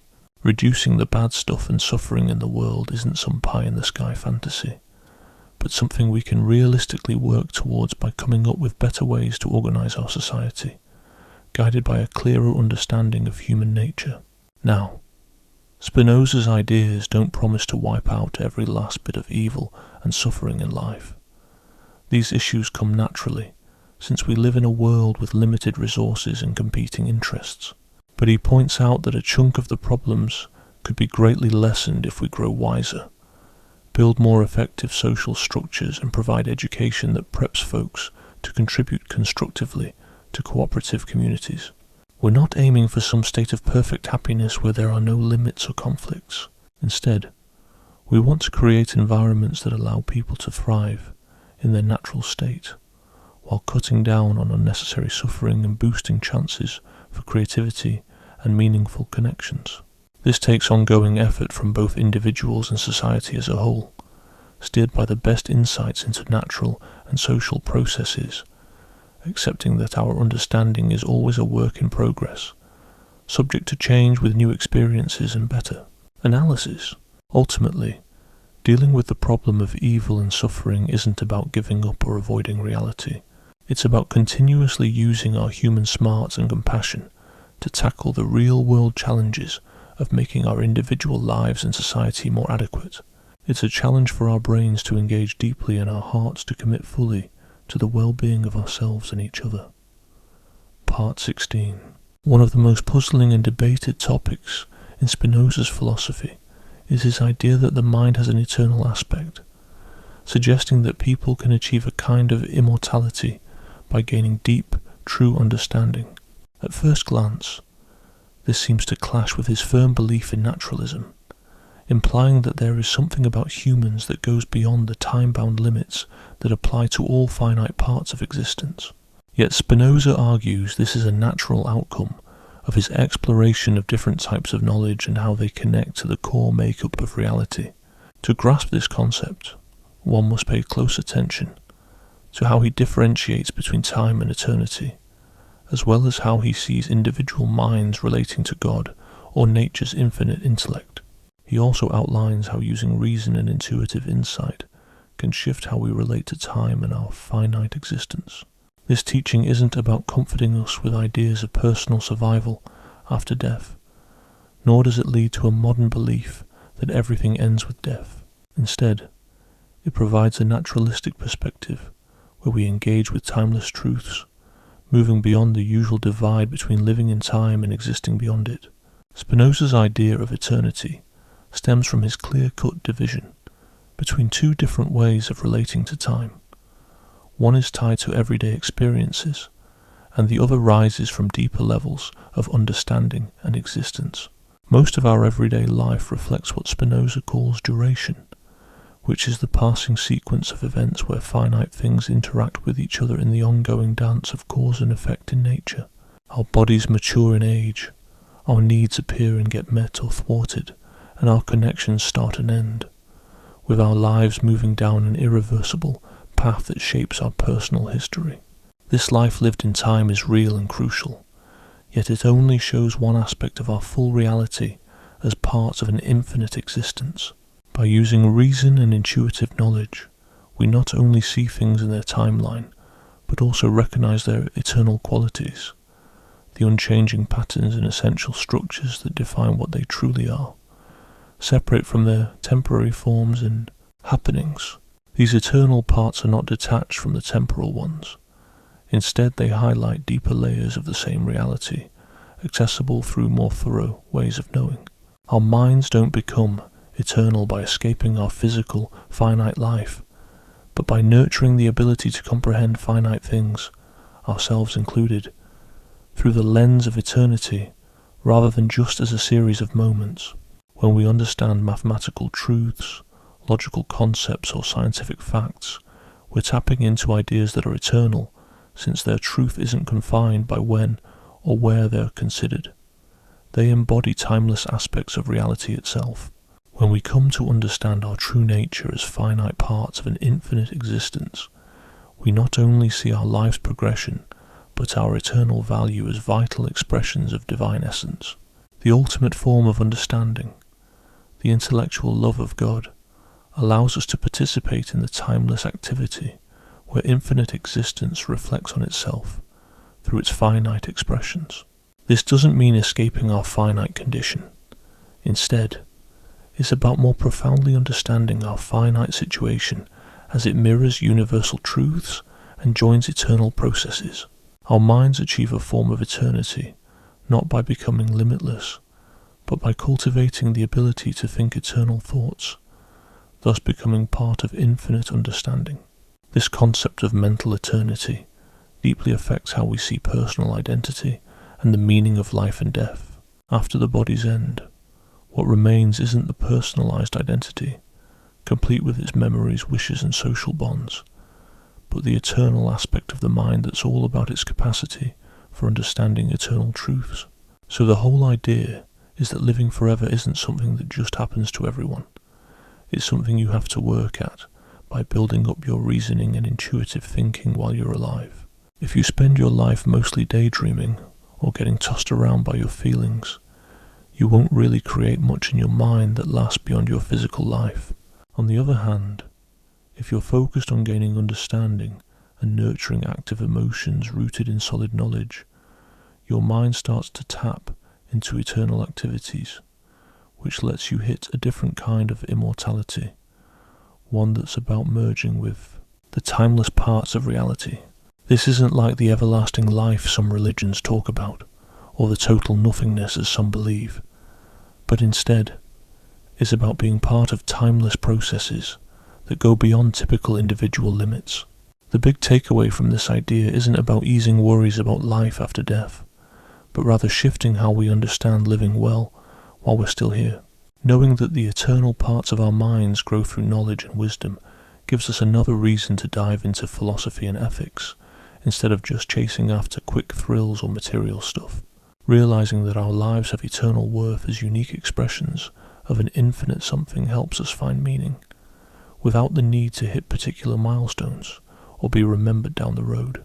When we cultivate a deep love for God, seen as the pinnacle of human action, it offers a sense of fulfillment that rises above the usual fears about dying and life's limitations that plague those living mostly through imagination and desires. Thinking about eternity isn't about dodging our finite lives, but about embracing them with a richer understanding of how they connect to eternity. It's a key part of Spinoza's philosophy, showing how building up human knowledge and wisdom eventually leads to a kind of bliss that rises beyond usual life limitations, all the while staying firmly rooted in a natural view of human nature and the order of the universe. Part 17. Geometric Approach and Philosophy Explained. When you dive into Spinoza's mature philosophical work, one of the things that'll probably stick out is the unique way he's put it together. Instead of going the regular route with essays or dialogues, he's laid everything out like a geometry lesson, starting with definitions, axioms, propositions, and then walking you through demonstrations.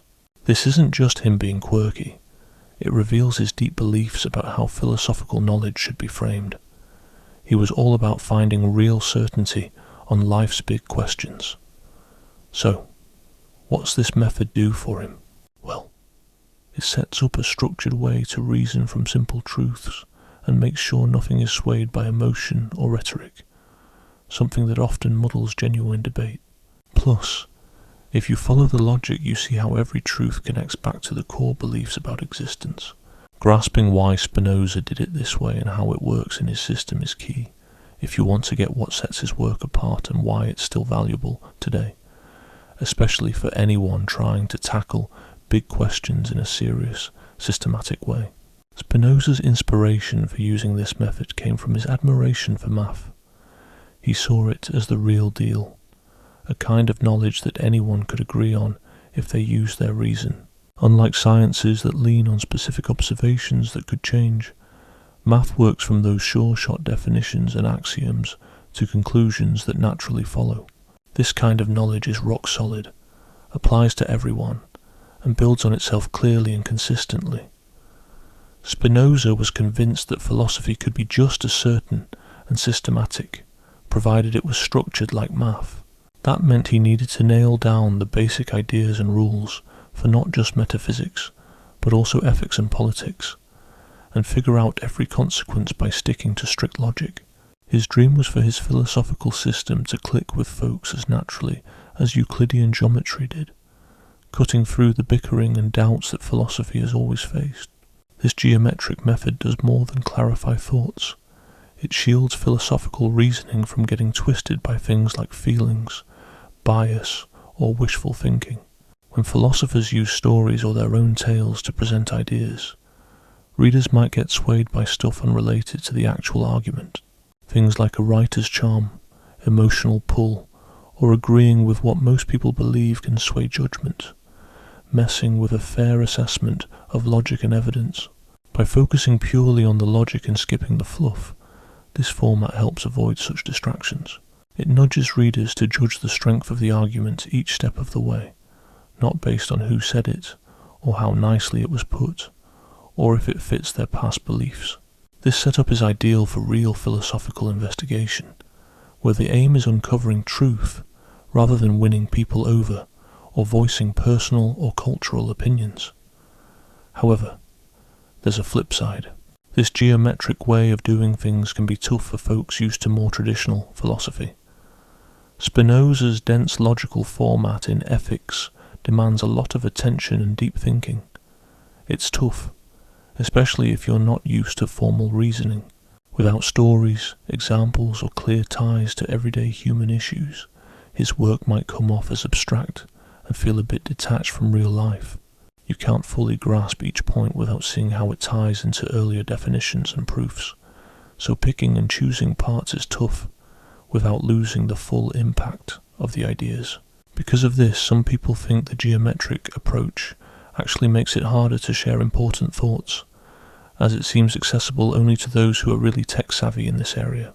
Others believe Spinoza's choice to use this method shows a too strict and mechanical way of thinking, ignoring how imagination, emotions, and practical wisdom contribute to philosophical discussions. However, despite these hurdles, Spinoza's geometric way of reasoning has left a big mark on the evolution of later philosophy, sparking efforts to bring about more detailed and organized solutions to deep questions. This approach highlights how we can tackle philosophical issues with the same clarity and detailed care that sets apart the most reliable empirical sciences. It offers a blueprint for telling apart true logical links from those only appearing logically sound, due to psychological or cultural biases, rather than being rooted in objective reason. It illustrates the ability to structure complex philosophical ideas around a handful of core principles, using logical thought to develop more detailed outcomes. Above all, it showcases Spinoza's belief that human reason can uncover philosophical truths, and that debates over big questions can be settled through careful, rigorous study instead of subjective opinions or cultural backgrounds. The geometric method is more than just a new technique. It's a deep faith in the capability of human reason to genuinely understand key aspects of reality and our existence. Part 18. Spinoza's impact on philosophy after him has been deep and layered, sparking discussions in metaphysics, ethics, politics, and religion that resonate long after his passing. When his ideas first came out, many perceived them as downright dangerous, leading to their banning across Europe and keeping them out of universities where more conventional philosophies were taught. Still, even his biggest detractors couldn't deny how well thought out and daring his ideas were.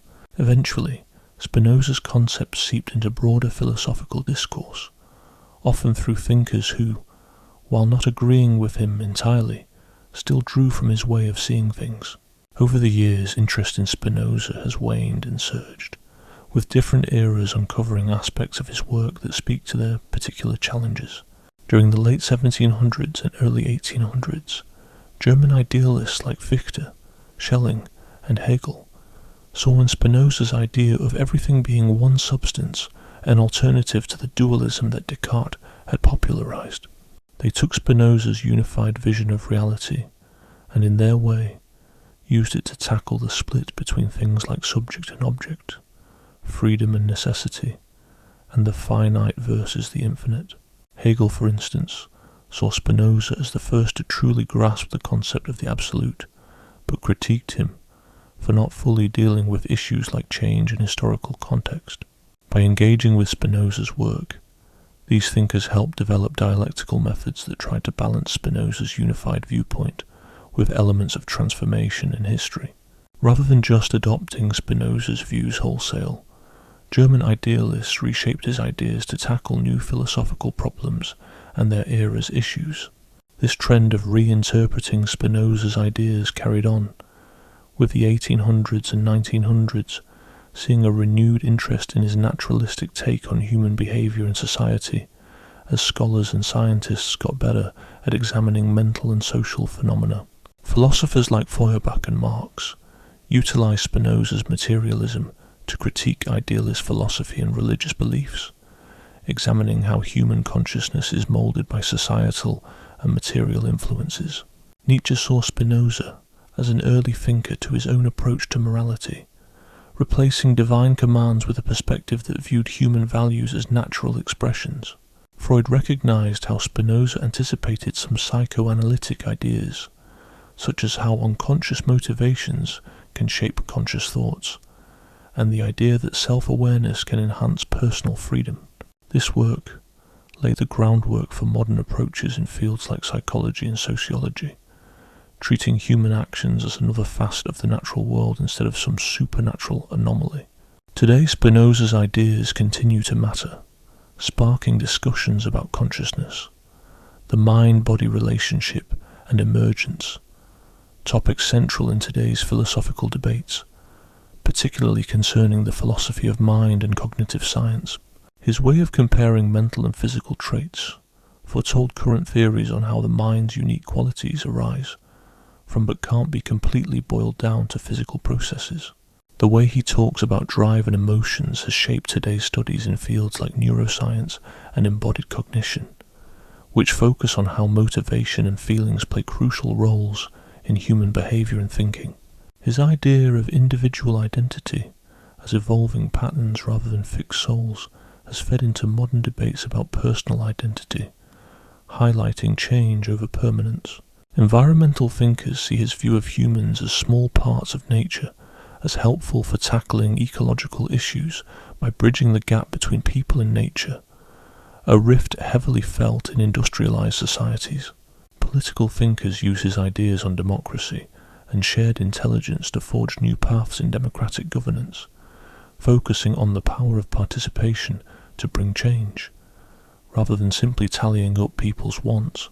Spinoza continues to shape contemporary thought, not just because he addressed timeless problems, but because he tackled these issues in a sweeping and thorough manner.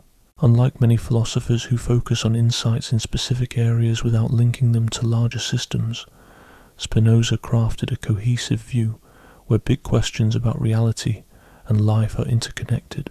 His work still fuels philosophers aiming to find holistic solutions rather than just addressing isolated concerns. He mixes deep thinking with real-world application, setting an example for philosophy that seeks both clarity and practical impact. Central to his philosophy is his belief in reason's power to uncover truths, which stands apart from blind faith or extreme doubt. This belief inspires those who see philosophy as a path to betterment. Hence, Spinoza's legacy isn't just a historical footnote, but a vital part of ongoing philosophical discourse that remains crucial for today's intellectual and practical issues. Part 19. Today's relevance and modern uses. Even though Spinoza's philosophy was crafted way back in the 1600s, his ideas still hold weight when it comes to tackling some of today's biggest intellectual and practical issues. He had this natural way of looking at human psychology that seems to line up with what modern cognitive science and neuroscience are telling us.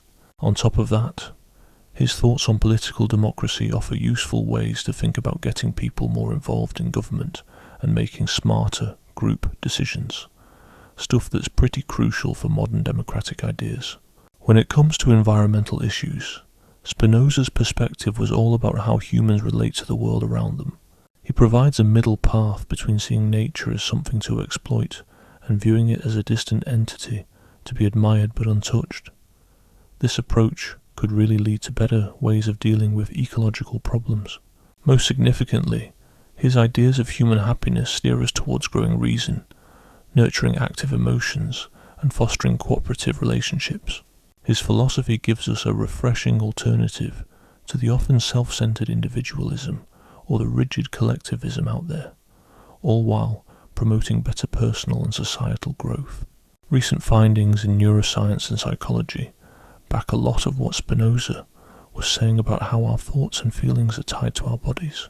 He talked about how the mind and body kind of dance together, which lines right up with current theories that try to explain the mind as emerging from, but not being limited to, brain activity. His thoughts on emotions, which blend both what we think and how our body reacts, have been mirrored in studies showing how our emotional responses are complex mixtures of mental judgments, body reactions and actions. This idea of essential striving, or carnatus, he highlighted in motivation lines up with today's findings in intrinsic motivation, showing how meeting basic psychological needs like independence, mastery, and connection leads to well-being and success. Spinoza also pointed out that different types of knowing depend on how our mind interacts with the world, impacting contemporary ideas like embodied cognition. This frames thinking as not just in our heads but influenced by the world around us and our social settings. All these connections between Spinoza's theories and modern research suggest that his take on understanding the mind and feelings captures fundamental truths that surpass the times he lived in.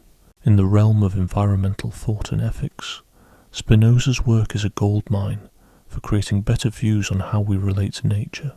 Seeing humans as one part of the bigger picture in nature offers a contrast to treating nature as a mere resource or as something sacred and untouchable. Spinoza instead suggests humans are part of nature, whose growth depends on understanding and working alongside it, rather than trying to control or escape it. His idea that individuals are rooted in their relationships with other beings aligns with modern-day ecological insights into how interconnected all life is and the importance of seeing organisms as part of larger systems. His ethics focus not on obeying rules from some external authority, but on enhancing our natural abilities. This has been helpful in crafting ideas of environmental responsibility that grow from a deeper grasp of our own needs, rather than outside moral pressure. Modern environmental thinkers have picked up on these points to push ideas on solving ecological problems that focus more on changing the way we think and organize ourselves, instead of just quick tech solutions or strict regulations. Political thinkers exploring democratic participation and deliberative governance have discovered a wealth of insights in Spinoza's thoughts on collective intelligence and how democratic systems can transform society. Spinoza observed that when people participate in a democracy, it not only boosts their rational skills, but also leads to better decision-making as a group. This idea has influenced modern approaches to deliberative democracy, which focus on how political involvement can educate and change people, rather than just being a tool for pooling preferences. He discussed how empowering both individuals and groups can reinforce each other, offering ways to think about democratic systems that promote individual growth while also enabling effective group action. His concept of political freedom centers on self-determination, rather than simply removing restrictions. This provides alternatives to the dominant libertarian and communitarian viewpoints in today's debates. People working on projects like participatory budgeting, citizen assemblies, and deliberative polling glimpse in Spinoza's theories new ways to boost personal abilities and collective intelligence through democratic experiments. For Spinoza, political communities naturally grow out of human connections, not through imposed external forces, offering ideas for bottom-up organizing that could enhance or even substitute top-down administrative methods. Additionally, Spinoza's perspective on human thriving, which involves understanding, managing emotions, and building cooperative relationships, presents a fresh option against the mainstream narrative of consumerism and competitive success stories that often result in people feeling alone, anxious, or dissatisfied even in times of material wealth. He highlighted that passive emotions from a lack of understanding lead to cycles of disappointment and strife, helping us comprehend many of today's social challenges like addiction, depression, political division, and environmental harm. He believed personal growth was about transforming one's mindset rather than collecting material things, offering insights for education, therapy, and spiritual practices aimed at fostering genuine, lasting well-being. His understanding of how individual and social flourishing support one another suggests that personal and political transformations are two sides of the same goal: to create environments where humans can truly develop. In today's world, where societies are trying to figure out sustainable, meaningful lifestyles amid growing complexity and interconnectedness, Spinoza's philosophy still provides valuable directions away from simply accepting current systems or fantasizing about unrealistic, idealistic solutions that overlook fundamental human capabilities and limits. Part 20. When you step back and take a look at everything we've delved into about Spinoza, it is not just one witty idea or clever argument that stands out. Nope. What's truly impressive about Spinoza is how he stitched together all the bits and pieces of his philosophy into a flawless masterpiece. Each part of his thought doesn't just stand alone. It actually highlights and reinforces all the others, building this philosophical structure that's tough as nails and explains things so well. It's still holding up under scrutiny centuries later. Spinoza's work holds solutions to the big questions about life, what we can know, our feelings, right and wrong, and how society should be run. His system isn't just some intellectual puzzle either. It reflects his biggest belief: everything in existence is interconnected, and to really wrap our heads around life, we need to see how these connections fit together, rather than seeing each part as a separate entity. This grand view of his is not just a life's philosophy, but a roadmap for better living, providing people today with a guide just as valuable as in Spinoza's own time. And where does it all start? With his idea of substance monism, the belief that there's only one substance that makes up everything. In Spinoza's book, everything we see and experience is just different forms or expressions of this one infinite substance. He debunks the traditional divides like God versus the world, mind versus body, or freedom versus fate that had confused philosophers before him. Thanks to his vision, humans are seen as part of an ever-creative nature, not some oddball exception to natural rules. His viewpoint shows us how to reach an understanding and work with the natural and social world, instead of fighting against it. His take on knowledge is all about how we evolve from being reliant on what others tell us toward finding timeless truths that go beyond the here and now. This journey from basic imagination through logical reasoning to intuitive understanding isn't just about getting smarter. It changes who we are on a deep level, bringing us more freedom and happiness. As we grow in knowledge, we shed the misunderstandings that cause us unnecessary pain and open ourselves to deeper insights and connections with infinite creativity. This knowledge journey is both personal and collective, since our thinking thrives in community, and as we grow, our social bonds become stronger. This unity mirrors the bigger connection between individual lives and the universe itself. Digging into our emotional lives, Spinoza shakes up how we deal with feelings, showing how our drive can change. Instead of reacting impulsively and losing control, we can channel our emotions into creative actions that boost both personal growth and teamwork.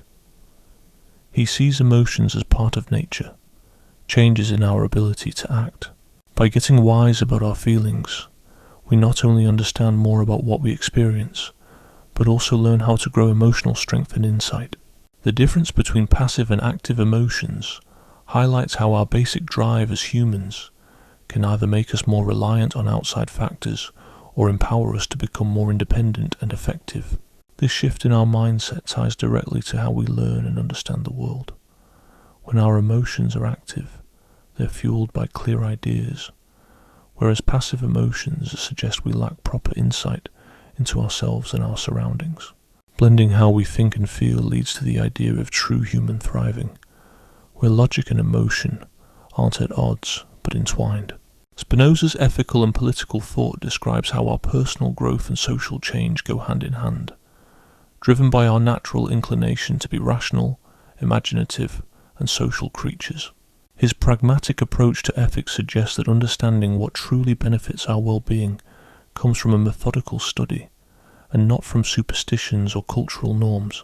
He also argues that real democracy should amplify both personal growth and collective wisdom by actively involving citizens in decision-making, which not only transforms them, but also leads to better outcomes for everyone. His thoughts on education and social change illustrate how individual and societal progress can boost one another, creating a positive cycle of empowerment and learning that lifts both people and their communities. Spinoza shows us that reaching our fullest potential happens in societies where people recognize one another, work together, and share a commitment to a life led by reason and creativity. What makes Spinoza's work so timeless is how it proves that deep philosophical thought can provide insights and practical wisdom that apply to different times and cultures. His natural view of the world offers tools to tackle modern-day issues in areas like neuroscience, environmental ethics, politics, and personal growth, challenges he couldn't have foreseen. His integration of different fields, metaphysics, knowledge theories, psychology, ethics, and politics, serves as an ideal for comprehensive approaches to life's big questions, avoiding narrow focus or a mishmash of ideas. Spinoza's faith in human reason to gain true knowledge and his vision that understanding and teamwork lead to prosperity provide alternatives to rigid authority and vague relativism, continuing to motivate those who believe in rational solutions. One of his core teachings is that personal fulfillment and social fairness aren't opposing aims but are interlinked, suggesting that improving oneself and society can support each other in our quest to create meaningful lives. The cohesion of Spinoza's philosophy isn't just about past achievements. It invites us to partake in the endless creative force that unveils itself through finite forms capable of love, comprehension, and transformative change.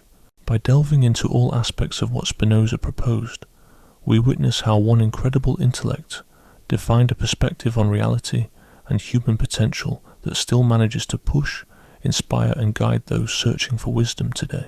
His enduring influence shows that the best philosophy isn't just an academic pursuit, but an active, transformative engagement with life's profound questions, changing how we perceive ourselves and how we choose to live.